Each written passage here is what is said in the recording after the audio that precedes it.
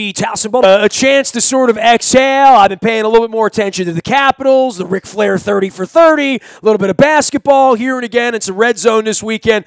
But certainly all eyes in Nashville last weekend, at least where I was in Piranha's Bar, sitting there eating some sandwiches and knocking back some beverages, watching Penn State lose, watching Ohio State get annihilated, and then watching the Terps sort of get whittled away by Rutgers over the weekend. Tim Strachan was on the scene up there in New Jersey. He joins us now. He is the longtime radio color analyst for Maryland basketball. You can follow him at T13 Strachan out on Twitter as well. Tim, man, this is this is real challenge time for DJ Durkin here coming up the next couple of weeks. I think anybody familiar with the Terps feels this thing coming down the line, right?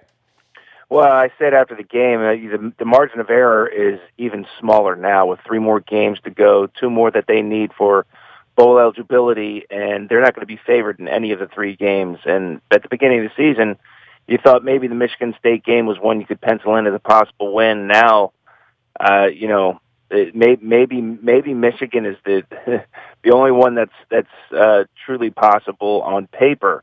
But that's why you play the games. That's why they have 3 more games left to go, and they've got to figure out a way to win. Well, and so how do you pick up the pieces from that one? Because that one eats at the soul, right? Like, the Indiana thing, Northwestern, these tight games where you look at the schedule and say, all right, Michigan, Ohio State, Penn State, we know we're going to have some challenges there. You took on Texas, but when you beat Texas, I think in that way early in the year, it really did change the perspective of everyone. And I really do think even a couple of years ago, beating Penn State, beating Michigan, even though they were down, sort of raises the hopes that you would say, well, and that's in 2015, you'd say, well, by 17 or 18, we're going to see real progress. And I know a lot of it can be pinned to the quarterbacking situation here, but at some point, losing the Rutgers, I don't know where you go from that and what you're selling at that point afterward, because it really does become tough, I think, for the fans to come out and believe in the team. Well, I think you're right, but I mean, you got to also remember the Texas game was 4 or 5 quarterbacks ago. Fair enough. So there's a lot that's changed since the Texas game. The one thing that hasn't changed, though, that I think really hurt Maryland the most this past weekend against Rutgers was the defense run stopping game. They're overmatched up front.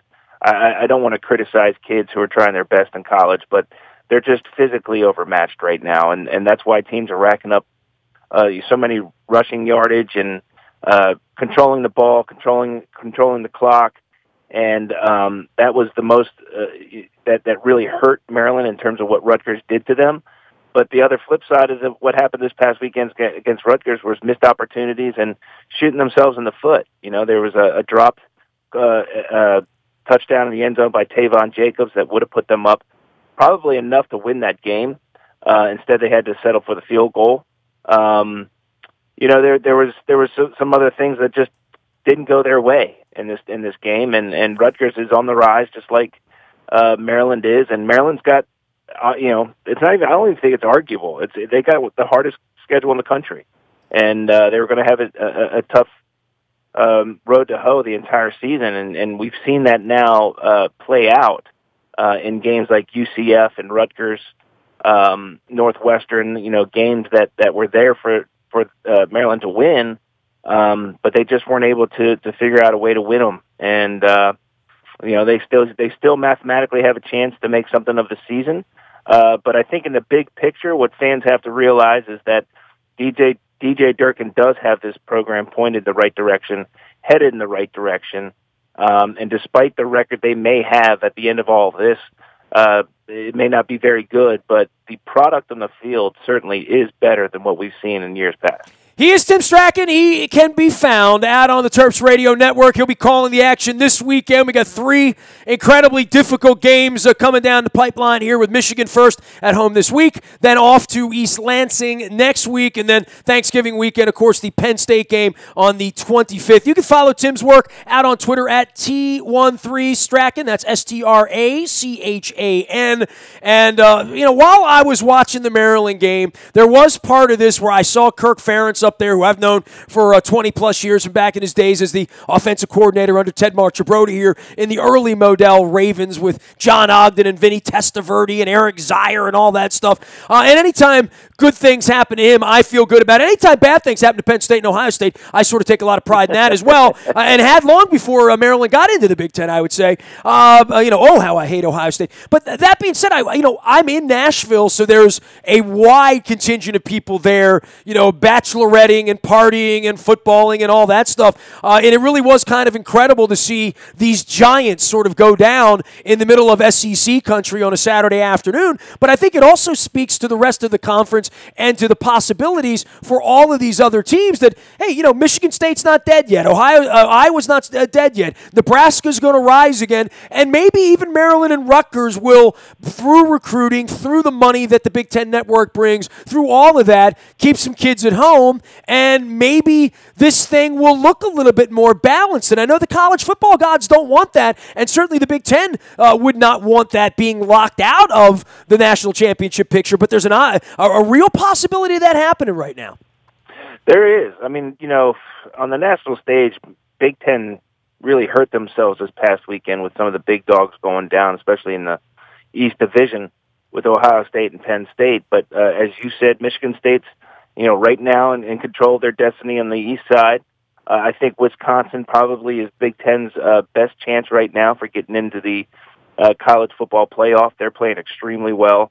But I think you're right that the parity in the Big Ten has gotten better from top to bottom.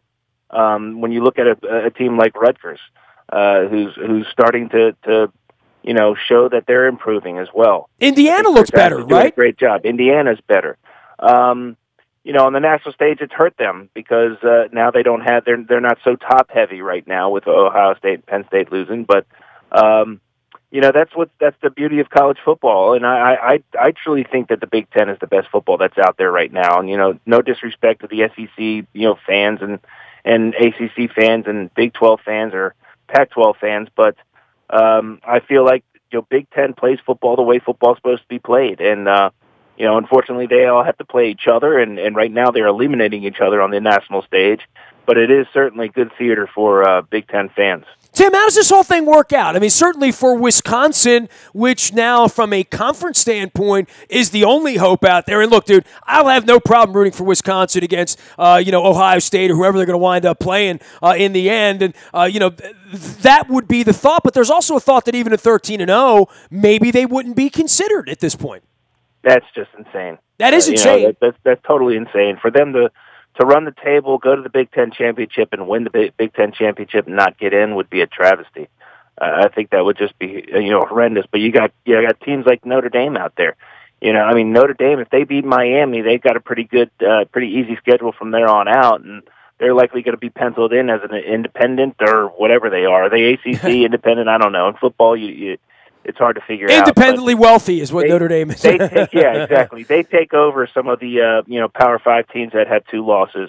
And then also, with Big Ten losing the way that they did, if Wisconsin loses, then you see you're probably going to see 2 SEC teams get in before any 2-loss team from the Big Ten. And Wisconsin, they've got to win out if they want to have a shot at all. And I think you're right. I think they're the best shot for the Big Ten to get anybody into the top 4. Tim Strachan joining us here. He is with the Terps Radio Network. This portion of our WNST programming brought to you by our friends at Freedmont Mortgage. Don't make a 30-year mistake by choosing the wrong lender. You need Freedmont education online. Get on out there to Freedmont.com. If you're buying, selling a house, just need some good advice, some trustworthy folks, you want Carl Delmont and Freedmont.com. Also, shout out to Box Hill Pizzeria. It's not really a pizzeria. It's a crab cakeria. They got the best crab cakes in Harford County. They can now be shipped anywhere Terps fans or Ravens fans go. BoxHillPizzeria.com to do that. And don't forget, when you're up in Abingdon, grab that salad dressing. Trust me on this. Take it home. Take a bottle home. It will not be your last bottle if you do that. We're kind of addicted to it around our place. I think it's the anchovies. No one could ever tell me that an anchovy in a salad dressing would be tasty, but Box Hill Pizzeria pulls it off. Tim Strachan joining us here, talking some college football here, and certainly for this week in Michigan, we knew this was a tall test. Obviously, the Harbaugh bloodlines up here to Baltimore, and the Jimmy Harbaugh playing captain comeback, captain quarterback here back in 1998. That being said, the hopes for Michigan are certainly different at this point, and also for Maryland to stay in one of these games and be that team that we're talking about next week that's pulled off the big upset, right? Well, I think this week against Michigan's really, really key for Maryland. You know, if they can get a win, somehow find a way to get a win against Maryland at home, I think it gives them a little momentum going into East Lansing against a very hot Michigan State team right now. And uncharacteristically, Michigan's down this year. There's just something, they're just not as good as they've been in the last couple of years. Offensively, they're struggling, which really helps Maryland because their biggest weakness right now is trying to stop opposing offenses. And if Maryland can get things going offensively, which we've seen them do in the past, you know, they can put up some points. Over 30 points, I think, is the key that they have to try and get over in order to win the game. All the games they won this year, they've won by scoring at least 30 or more. I think they got a rush for at least 200 yards. I said both things for against Rutgers, and they came up short on both of those statistics against Rutgers. But the other thing you got to worry about is whether Bortenschlager is going to be ready to go. If he's not ready to go, Ryan Brand is probably going to be the starter. It'll be the fifth guy. I'm learning new names here, right? Where we're all we're so far down the depth chart, I don't even know where they were back in August, right? But let's give Ryan Brand a little bit of credit. I mean, I was told 2 weeks ago he was likely going to be the second guy, you know, the guy coming in off the bench if Bortenschlager goes down, and he's not going to throw. They're just going to run read option. Well, he comes in you know, a very, very unenviable position against Rutgers, the final drive of the game to try and tie it up. And boy, he threw some pretty nice balls. He played extremely well for having being a guy that's never had really much experience, certainly not this year, and then to be put into that position and put the ball in places where his team could win. Unfortunately, the holding call on the touchdown pass, you know, brought that back, and you know, it's over. But DJ Moore was held. He was held and interfered with on that final play. And unfortunately, the referees didn't call it and give Maryland another chance to try and tie that game up. But give credit to Ryan Brand for doing what he did. That's really admirable for a young kid to come in there and do that in that situation. And if he's got the call this weekend, or if Max got the call this weekend, so be it. Everybody on Maryland's team's got to raise their game, and they know what's on the line. They know what they have to do. And I think getting a win against Michigan is crucial in terms of giving them the momentum and the confidence to go into East Lansing and try to get that sixth win. And then hopefully, you know, final game of the year against Penn State at home. Hopefully a lot of people are going to stick around here and support these kids throughout the end and see what they can do. But it's certainly a big mountain that they've got to climb. Give me beyond DJ Moore, which is, you know, obvious. I think to anybody that's watched the games, he's a special talent, and we're going to be hearing about him, you know, at the end of the season and going into the combine and going into the draft and all of that. But some thoughts about some other players here that have emerged because, you know, amidst all of this, to the common fan that's just maybe watching or tuning in or seeing a final score, saying, geez, Maryland lost to Rutgers. I mean, you would say, well, who is playing well, and where are the eyes for the next couple of games where there's going to be a real step up in competition level here above the Rutgers and the Indianas the next 3 weeks? Yeah, well, offensively, I think that the offensive line is doing a pretty good job. You know, they've had a couple games where they didn't do too well. They've given up a couple sacks, but for the most part, I think their body of work on the year has been pretty good. I really like the fact that Tavon Jacobs has stepped up as one of the other receivers to target, and with every team bracketing DJ Moore now with at least two hats over top of him, no matter where he is on the field, somebody had to step up, and I think Tavon's done a great job. There's no better example of the way he stepped up this past weekend against Rutgers. Yes, he dropped that end zone pass, but he also caught like 8 more, you know, for 100 and some yards. So he stepped up his game.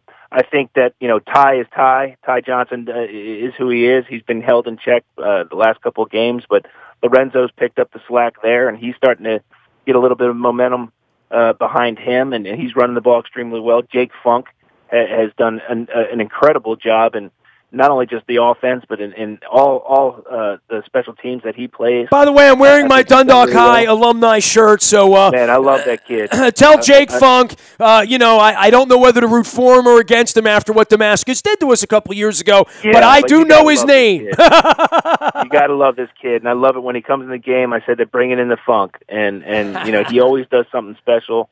He's an all-around football player, and then on the defensive side of the ball, I think Antoine Brooks has been a huge surprise for Maryland this year. He's kind of a hybrid linebacker, DB. He's playing that nickel slot.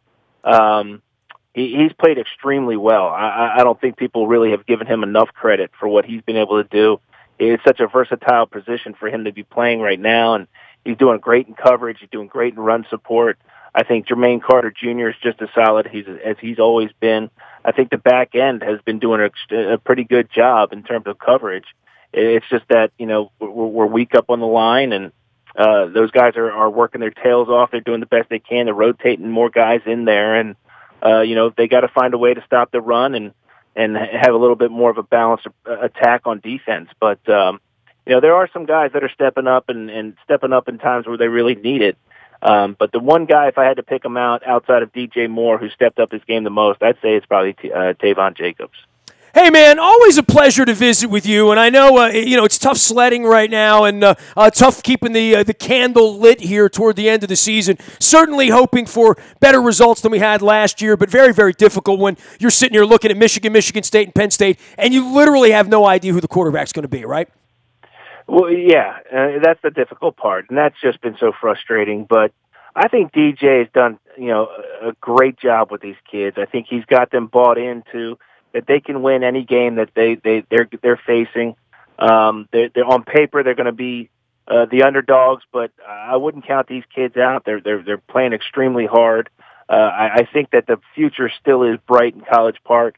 It may not be reflected in the final record when all said and done this year. But again, I can't stress enough to Maryland fans to stay patient, stay positive, stay behind these kids. These kids need the support, and some good things are coming down the pike here in College Park. Michigan this week, Penn State a couple weeks from now, where they trip out to East Lansing. He is Tim Strachan. You can find him at T13 Strachan. That's Strachan. Longtime radio voice and color analyst, along with the great Johnny Holiday on the Terps Radio Network. You can find me out on the BuyAToyota.com audio vault 24 hours a day from anywhere in the world on your mobile device by downloading the TuneIn Radio app. We do come in crystal clear from anywhere in the world. Shout out to our friends at G&A in Highlandtown. The best hot dogs in the world are at GNARestaurant.com. Tell Andy to get a couple of them, because Andy will put them up on his arm and squirt on. I'm not a mustard guy, but I'm a ketchup relish guy. I'm also a sauerkraut guy. I'm definitely a chili guy for sure at GNA. And get the French fries and the gravy as well. GNARestaurant.com. A shout out for them. Our morning newspaper delivers at 7 a.m. each and every morning. It is very robust, and it's all presented by our friends at Planet Fitness at planetfitness.com, where it's still $10 a month to get in the best shape of your life, guaranteed. Go to Planet of Triumphs for a little holiday inspiration as well. Nasty at WNST.net finds me. I'm on Facebook, Twitter, LinkedIn, Snapchat, Instagram, streaming live on our Facebook as well as our YouTube WNSTV channel. If there's any breaking news during this bye week, you're going to get it first on the WNST Tech Service. That's all brought to you by Coons Ford of Security Boulevard. Dennis Kolatzos will be here on Thursday, getting you ready for Red Zone and a weekend on the couch, watching the Terps, doing whatever you're doing this weekend. I will be around and out on social media as we continue to do my Thanksgiving on Facebook as well, thanking the many people that keep WNST in business. We are appreciative here during the holiday season. I am Nestor. We are WNST.net, AM 1570, and WNST Towson, Baltimore, and we never stop talking Baltimore sports.